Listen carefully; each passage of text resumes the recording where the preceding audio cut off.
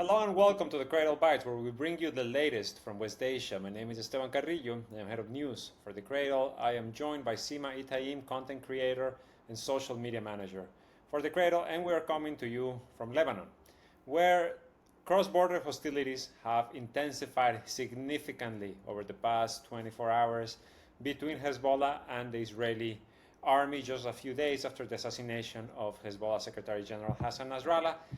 And well, something very interesting has developed over the past several hours, and that is, are Israeli troops actually invading Lebanon, as was reported last night? We saw all of these reports that Israeli troops were coming in, that they had launched their ground invasion. This is what they said, right? They said, we launch a limited ground invasion. But now, both the Lebanese army and UNIFIL have confirmed what Hezbollah has been saying for the past 15 hours or so, which is no Israeli troops are in Lebanon. And also, now you have the Israeli army telling CNN, we are not actually going to do an invasion. We're going to do raids, operational raids, targeted raids. So what's actually going on at the border?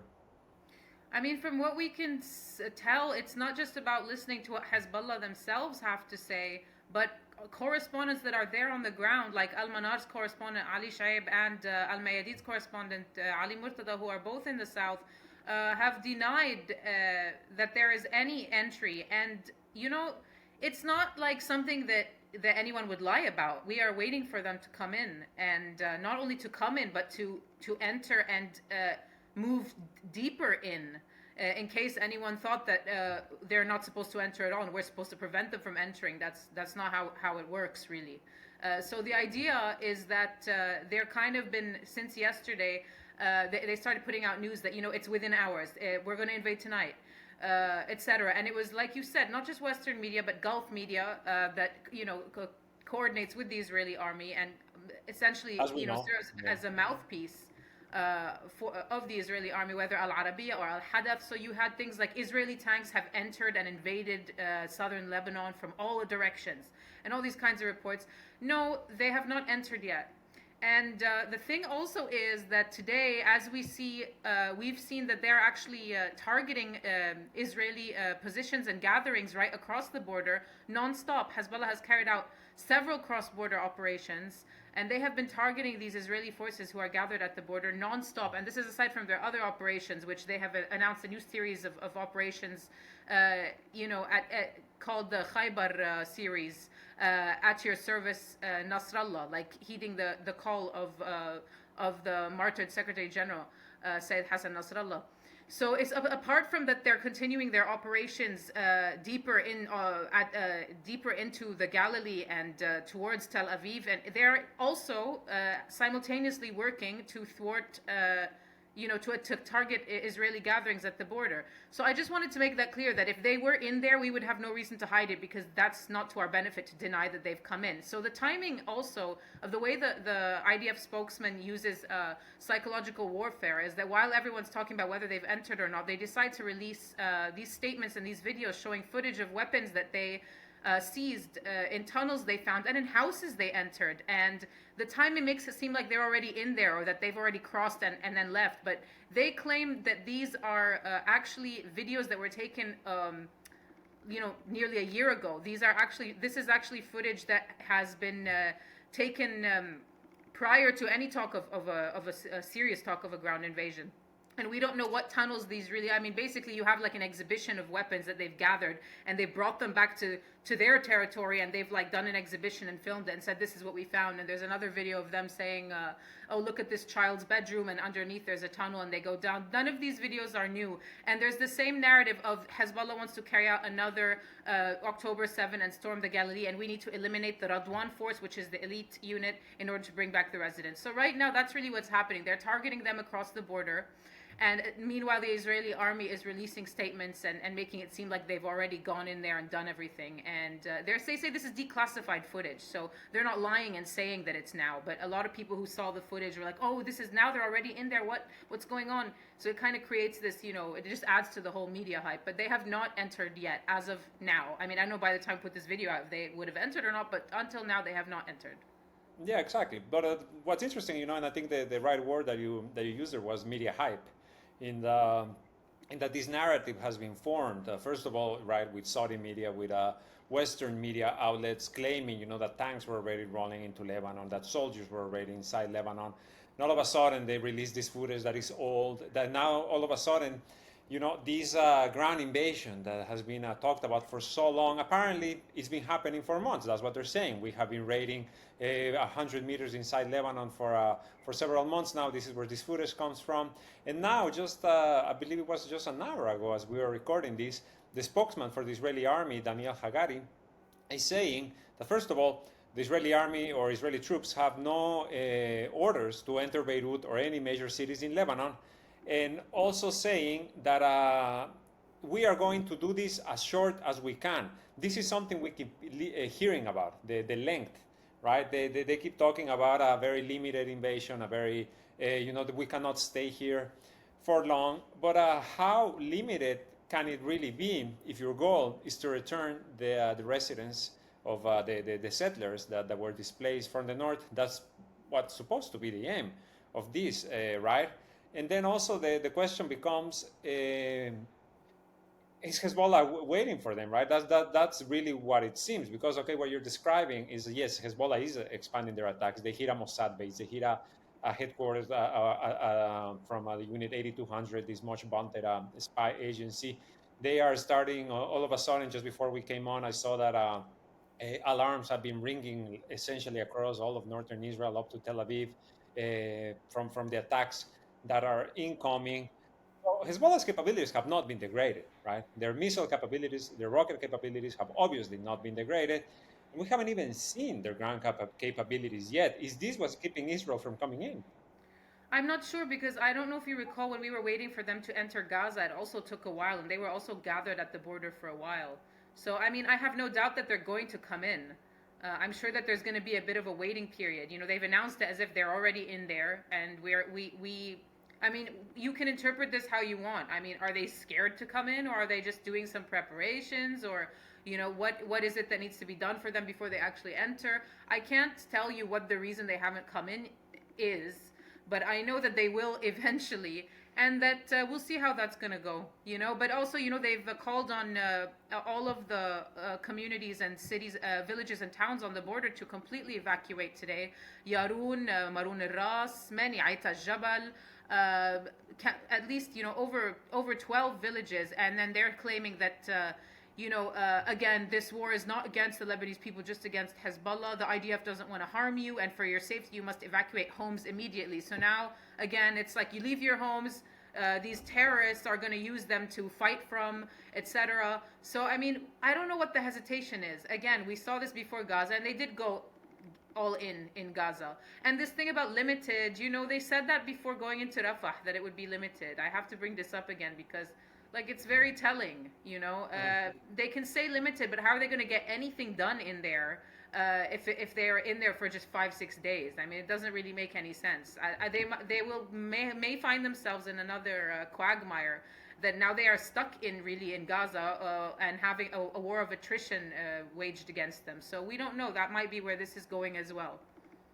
Another thing that happened, as this so-called invasion, yet to be seen, started last night, was the attacks that hit Beirut, the suburb of Dahi again. Huge explosion, quite similar to the one that killed Hassan Nasrallah a few days ago. We are seeing also, they are hitting the Ain el-Helwe camp in Saida, south of Beirut, trying to kill apparently a commander within the Al-Aqsa Martyrs Brigade. And Damascus. And Damascus, they hit Damascus. They killed journalists in Damascus. It seems the Israeli army is really only good at killing, journalists, children, women, doctors, Yeah.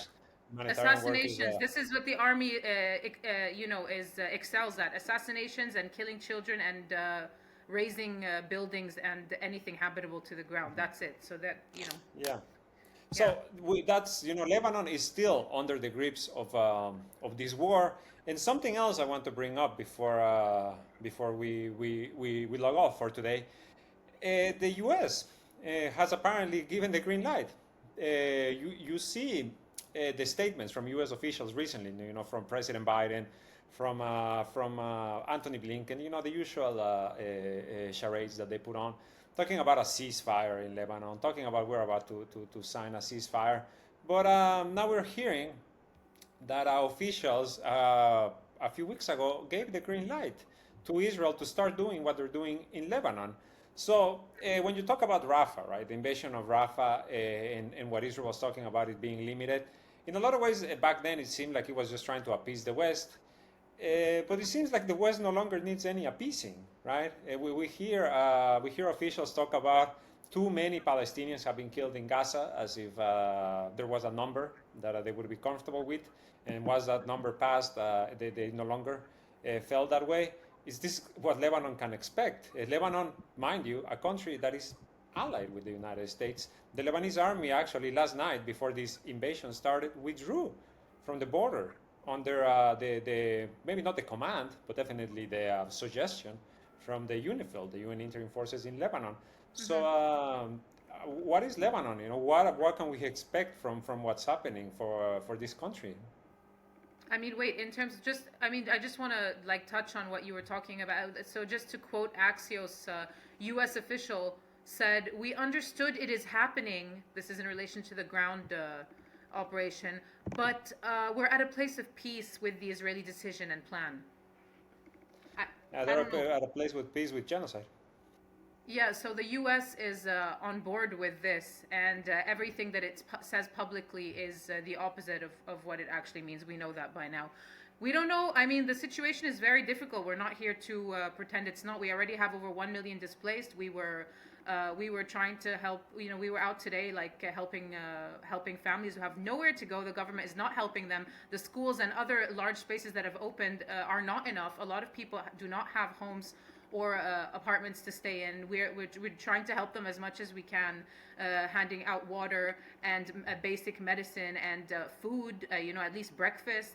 I don't know how, and I wanted to say something about this, about Hassan Nasrallah. Like, one of Hassan Nasrallah's fears, and one of the things that he was trying to avoid, was this displacement, this mass displacement, with his strategic patience and with his decisions regarding the battlefield. And now we have seen this, and we have been dragged into a war, and we see the resistance is still acting calculated but escalating gradually. We have all these displaced. We have drones flying overhead all the time. We have the southern suburb of Dahi being viciously attacked. We had the attack that took place in Dahi yesterday was like almost as bad as the attack in terms of like width and breadth. I don't know what to say. The gravity of it was, I mean, almost as bad as the attack that assassinated Said Hassan Nasrallah, in terms of like at least 4 buildings were leveled. And so where are we going? We're going towards an escalation, but I think the idea is the escalation. It doesn't mean that the Lebanese resistance is going to go all out from day one just because its Secretary General was assassinated. So now we have to confront all these challenges, and the country is already under a lot of pressure, and we have to see where it goes. Operations are continuing, and it's a very, very stressful time because it's uncertain. But it seems that things are, if we're talking about the resistance and their capabilities, that's not where the issue really lies at the moment. No, not anymore. So before we go, actually, last couple of things. First of all, I'm just seeing this. There's been a new airstrike. A new airstrike in the Jena area of Beirut, which is very closely to Dakhla, several apartment buildings. Now there's apparently Now? Yeah, just a few minutes ago. Now there's apparently anticipation that Iran is about to strike Israel. They're much anticipated a response to the assassination of Ismail Haniyeh in Tehran. The spokesman for the Israeli army has made mention of this, talking about their air defenses being ready. They seem to be hitting some radar systems in Syria. So as you're saying, Sima, there's no way to go but towards an escalation, whether Iran attacks or not.